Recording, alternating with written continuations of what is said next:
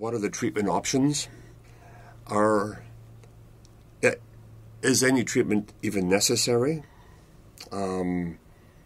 If your cancer is not aggressive, if it's going to be very slow growing, could the treatment be worse than having a very slow growing non-aggressive tumor? Apparently, all we have to go on is data from past cases. People have had the treatments or not had it, radiation versus surgery, and that's what the doctors have to rely on to make the recommendations to the patient. So, if you have a diagnosis after biopsy, keep moving, find out everything you can, talk to people who have had prostate cancer, find out what they did to deal with it.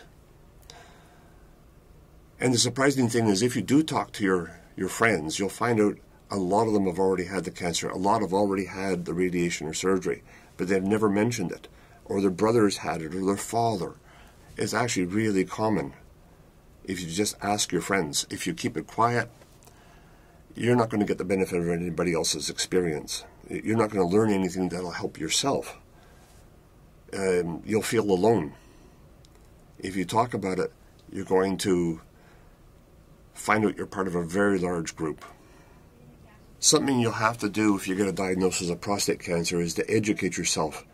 The cancer agency gave me a big package of books to read, pamphlets. Now, I'll admit I didn't go through everything. It was overwhelming. It took me a year to finish everything.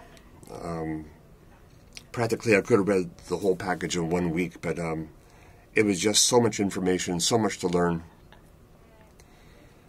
I read online, which wasn't very helpful. Either the articles were too scientific and not for an audience like me, or it was just weakly developed anecdotal evidence that, like so much in the internet, is not really useful at all. Scary stories, which shouldn't even be out there.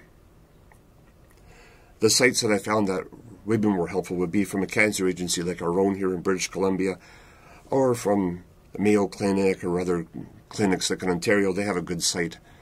So I had to stick with the government-produced sites or the hospital-produced sites, institutional sites, rather than just general ones. You're the one with the cancer diagnosis. You have to stay in the driver's seat. You have to take control of your own care, your own life, your own health. You listen to the advice from your doctors, the treatment options. You decide which one would suit you the best. The surgeon and the radiation oncologist presented things to me equally in separate interviews, but it was equally weighted and equally presented. Neither one tried to sway me into their surgical theater. It's just, this is what's available.